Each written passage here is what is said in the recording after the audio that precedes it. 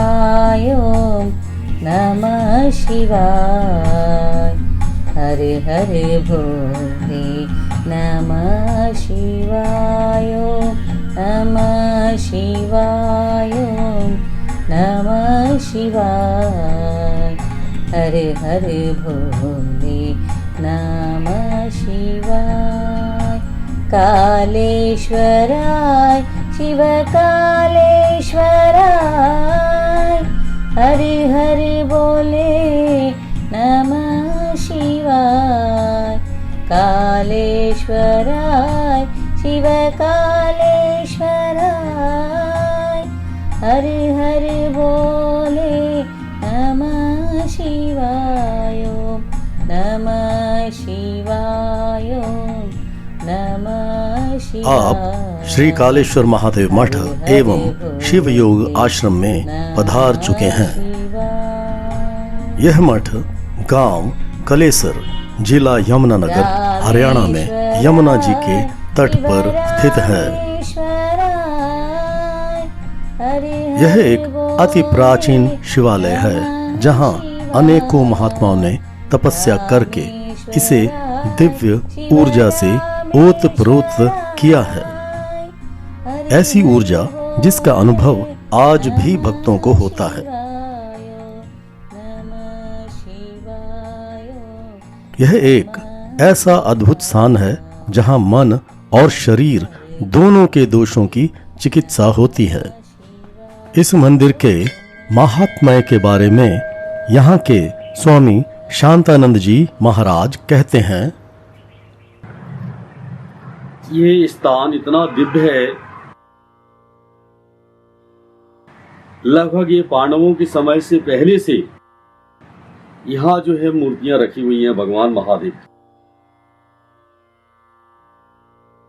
पांडव भी यहाँ भगवान श्री कृष्ण के साथ पूजा पाठ करने के लिए आए थे। भगवान शिव जी की जो मूर्ति है, ज्योतिष रूप शिवलिंग है, वो चक्राकार पत्थर के ऊपर रखा हुआ है। ये चक्राकार पत्थर के प्रमाण है कि ये 5000 साल पुरानी कलाकृति है। केदारनाथ मंदिर के ऊपर भी ऐसे चक्राकार इस कलाकृति के पत्थर रखे हुए हैं। बड़ा ही दिव्य स्थान है। इस मंदिर के पीछे एक गुफा है, माता पार्वती या निश्चल देवता की है, जहां माता पार्वती की पिंडी विराजमान है। वो गुफा के अंदर है। उस गुफा के सामने एक जो है मूर्ति रखी हुई है। इतिहासकारों ने उसमें बताया है कि ये 4000 साल पुरानी है। इस कालेश्वर महादेव मठ के प्रांगण में एक बट वृक्ष है, जिसकी उम्र फॉरेस्ट के जो इस एक्सपर्ट लोग हैं उन्होंने 4000 साल इसकी उम्र बताई। उस बड़े के नीचे एक गोल समाधि बनी हुई है। ये प्राचीन समाधि है। जीते जी समाये हुए महात्मा है। उनका दिव्य शरीर है, सूक्ष्म शरीर है। वो आज भी भक्तों को दर्शन देते रहते हैं। उनके भक्तों, वो अपने भक्तों की मनोकामनाएं पूरी करते रहते हैं। पीछे कालेश्वरी देवी का मंदिर है और ये स्थान जमुना के पश्चिमी तट पर स्थित है। यहाँ 4 प्रांतों की सीमा लगती है। ये स्थान हरियाणा में है। नदी के उस पार उत्तर प्रदेश है, उत्तराखंड है और जो है हिमाचल लगा हुआ है। शास्त्रों में बताया गया है कि मंदिर का निर्माण ऐसी जगह होना चाहिए जहां कोई पहाड़ हो, नदी या सरोवर हो, सागर हो, गुफाएं हो, वन हो या एकांत हो। कालेश्वर महादेव मंदिर में ये सारी विशेषताएं पाई जाती हैं। इसके अन्य ऐतिहासिक पहलुओं पर प्रकाश डालते हुए मंदिर के पंडित श्री सुरेंद्र दत्त गैरोला जी कहते हैं, यहाँ के बारे में ऐसा भी कहा जाता है कि जब पांडव को वनवास हुआ था। तो जब वनवास हुआ तो पांचों भाइयों में आपस में क्लेश था, मतभेद था। क्यों कि हम भाई अगर हम ऐसा नहीं खेलते, जुआ नहीं खेलते, तो हमें वनवास नहीं होता। तो कुछ समर्थन में कुछ असमर्थन में भाइयों में आपस में एक मतभेद क्लेश था। जंगल में मतलब बात करना भी चाहते थे आपस में भाई लोग, पर बात भी नहीं कर रहे थे। अब चाहते थे कि हम सब भाई बात भी करें। तो ऐसा क्लेश उनमें था। तो वो कहते हैं हमारा क्लेश कैसे दूर होगा। तो वो जो है भगवान श्री कृष्ण का ध्यान करते हैं। कहते हैं जब भगवान श्री कृष्ण का जो है आह्वान ध्यान करते हैं तो भगवान जो है यहीं इन जंगलों में जो है उनके पास आ जाते हैं, उनका हाल चाल पूछते घुसते हैं और उनको जो है लेके इस स्थान में आते हैं। कहते हैं यहाँ पे जो है पांचों भाइयों से भगवान भोलेनाथ महादेव का जो है पूजन अभिषेक करवाते हैं पांडव से। तो कहते हैं जब पांडव यहाँ अभिषेक पूजन करते हैं भगवान का, तो जो उनका आपस में मतभेद क्लेश था वो क्लेश दूर हो जाता है। तो भगवान श्री कृष्ण कहते हैं जहाँ पे क्लेशों का हरण हो जाए वो एक कलेश्वर महादेव है। बोले कलेश्वर महादेव जय। ऐसा यहाँ की। बाकी ये सामने आप बट वृक्ष देख रहे हैं। कौन सा? इस सामने जो बट वृक्ष है, हाँ। इसको एक बार यहाँ हुड्डा साहब आए थे। हुड्डा साहब आए तो यहाँ देखा उन्होंने, तो किसी ने कह दिया इसकी उम्र जो है 4000 साल पुराना है। तो उन्होंने कहा कि इसकी जांच करो। तो फिर यहाँ पे जो है एक टीम आई थी पुरातत्व विभाग। तो पुरातत्व विभाग की जब टीम आई तो उन्होंने यहाँ की इसकी जड़ें निकाली, जड़ें लेके फिर वो गए। तो लेबोरेटरी में मैंने जांच की होगी तो उन्होंने बताया कि लगभग 5000 साल पुराना। इसके नीचे सिद्ध बाबा की समाधि है। कहते इन बाबा जी ने जीते जी समाधि दे दी। इनकी एक वाइब्रेशन, बड़ी पॉजिटिव वाइब्रेशन इस बट के आसपास। आज से लगभग 15-20 साल पहले जो यहाँ पे जो गांव के बूढ़े बुजुर्ग लोग हैं वो बताते हैं यहाँ पे बबरी शेर आके माथा टेक कर समाधि। अच्छा। जैसे हमने यहाँ के बारे में, इतिहास के बारे में सुना है, तो किसी चित्रकार ने अपनी चित्रकारी के द्वारा यहाँ के इतिहास का वर्णन किया है। तो ये जैसे आप सामने देखेंगे पेंटिंग है। इस पेंटिंग में जो है एक महात्मा जी को दिखा रखा है। कहते हैं महात्मा जी कालका नाम के महात्मा जी ने। इन महात्मा जी ने भगवान भोलेनाथ महादेव का जो है इस स्थान में घोर तप किया। कहते इनके तप से प्रसन्न होकर भगवान भोलेनाथ भोले भंडारी ने इनको साक्षात रूप में दर्शन दिए। इनसे कहा तुम्हारी क्या इच्छा है, तुम्हारी तप से प्रसन्न है, इच्छित वर मांगो। इन्होंने कहा भगवान मुझे भक्ति का वर दो और मैं सदैव आपके दर्शन करना चाहता हूँ। तो कहते हैं भगवान महादेव ने इन्हें तथास्तु का आशीर्वाद दिया और भगवान महादेव के अंतर ध्यान होते स्वयं अपने आप भू जमीन से निकली जैसे। तो कहते हैं महात्मा थे, कालांतर में इनके नाम से कालेश्वर। एक बार जब यहाँ खुदाई हो रही थी तब धरती से नटराजन शिव की एक अद्भुत मूर्ति भी निकली थी। नटराजन आपने अंदर मूर्ति देखी है। तो यहाँ पे एक पहले महात्मा जी थे स्वामी महानंदपुरी के।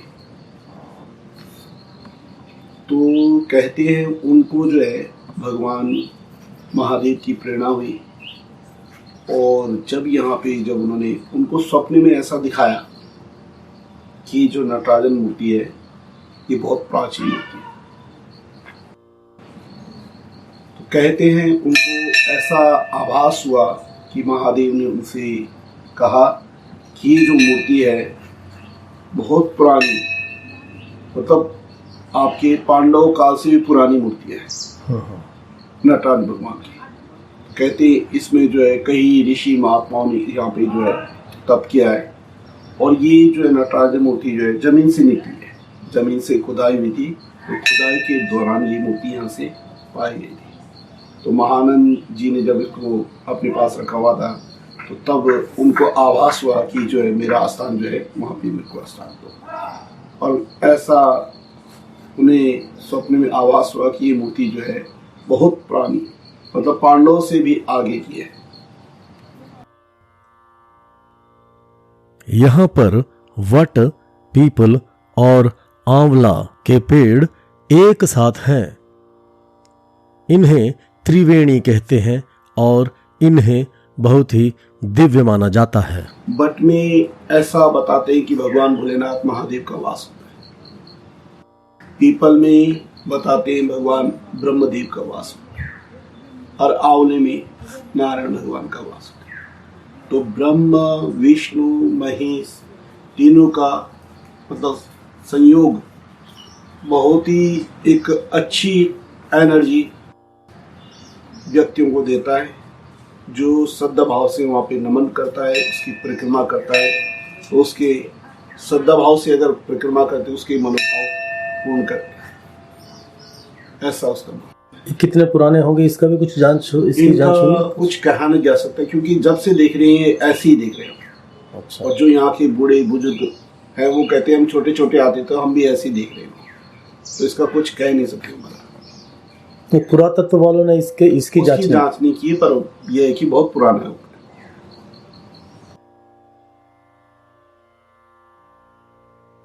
इस मंदिर में दो ऐसे पत्थर हैं जो कि पानी में कभी नहीं डूबते, पानी पर तैरते रहते हैं। ऐसा माना जाता है कि ये उन्हीं पत्थरों में से हैं जिनका उपयोग भगवान श्री राम ने रामेश्वरम में पुल बनाने के लिए किया था।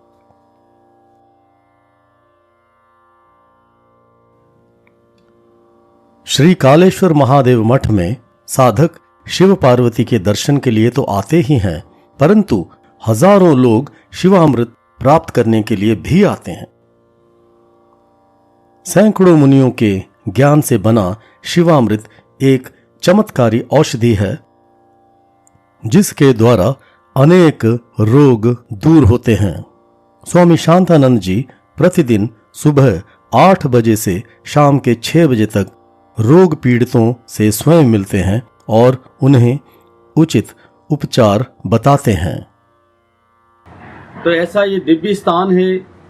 हजारों महात्मा यहाँ हुए हैं। एक दो महात्माओं ने बड़ी तपस्या की है, वो जीते जी यहाँ समाये हुए हैं। उनकी तपस्या है, उनकी तपस्या की ऊर्जा से लोगों की मनोकामनाएं पूरी होती रहती हैं। जिनके संतान नहीं है तो भगवान की कृपा से, यहाँ के देवी देवताओं के आशीर्वाद से, सिद्ध बाबा के आशीर्वाद से संतान की प्राप्तियां होती रहती हैं। और जो है यहाँ का जो शिवामृत है, ऋषि महात्माओं का देसी जड़ी बूटियों का एक काढ़ा टाइप है, फॉर्मूला है। तो उस काढ़ा से, शिवामृत से, उस ऋषियों के प्रसाद से हजारों रोगियों के असाध्य बीमारियां ठीक होती रहती हैं। ऐसी ऐसी बीमारियां ठीक हो रही हैं, हो जाती हैं, जिनको बड़े बड़े हॉस्पिटलों के डॉक्टरों ने कहा कि इनको घर ले जाओ, सेवा कर लो। बीमारियां रुक जाती हैं, ठीक होती रहती हैं। मन और शरीर एक ही सिक्के के दो पहलू हैं। अगर मन अस्वस्थ होगा तो शरीर भी अस्वस्थ होगा, और अगर शरीर अस्वस्थ होगा तो मन भी अस्वस्थ होगा। मूल तो मन ही है, अतः मन को शांत करना अत्यावश्यक है। स्वामी शांतानंद जी के अनुसार एकांत में रहकर मौन धारण करना मन को शांत करने का अति सरल उपाय है।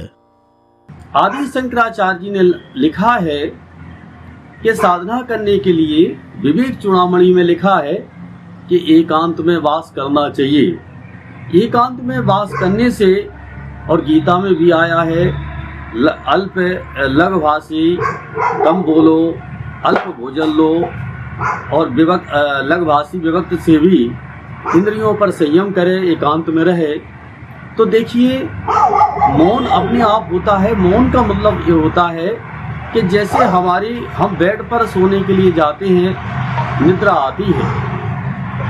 निद्रा के आने से हमें जो है बॉडी में रिलैक्सेशन मिलता है, हमारी बॉडी रिचार्ज होती है और एक हम 5-6 घंटे के लिए बड़ी शांति में चले जाते हैं। तो ऐसे ही जो है अध्यात्म के लिए हमें मन को शांत करना पड़ेगा, और जो है मन को शांत करने के लिए एकांत में रहना पड़ेगा। एकांत में रहने से, कम बोलने से अपने आप जो है मन शांत होता है, और जो हमारा अध्यात्म है वो बुद्धि से ऊपर है, और जितने भी बुद्धि तक है केवल श्रवण और मनन ही चलता है। हमें श्रवण और मनन करने के बाद निधि ध्यासन में बुद्धि को शांत करना पड़ता है। बुद्धि शांत हो जाती है, विकल्प रहित हो जाती है, तब हमें जो है उस परमात्मा की कुछ छोटी सी कृपा हमें अनुभव में आती है।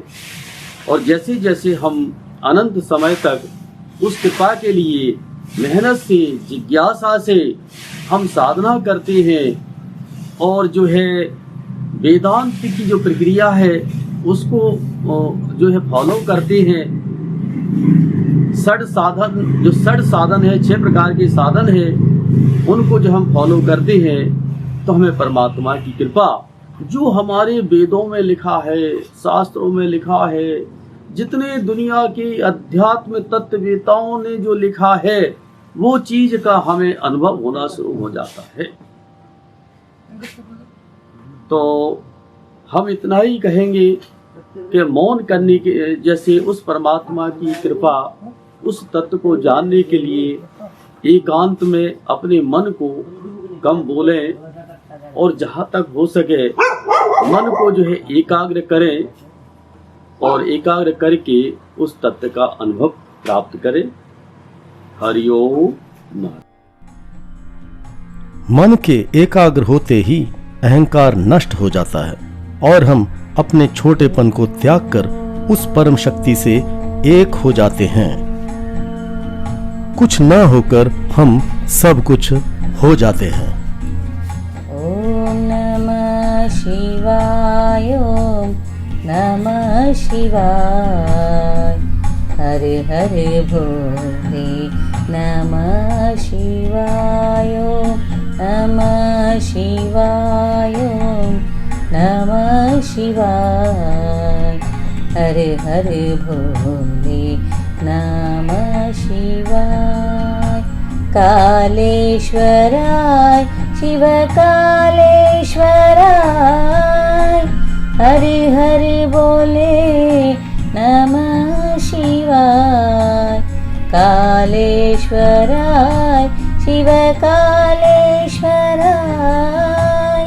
हर हर बोले नमः शिवाय, नमः शिवाय, नमः शिवाय, हर हर बोले नमः शिवाय।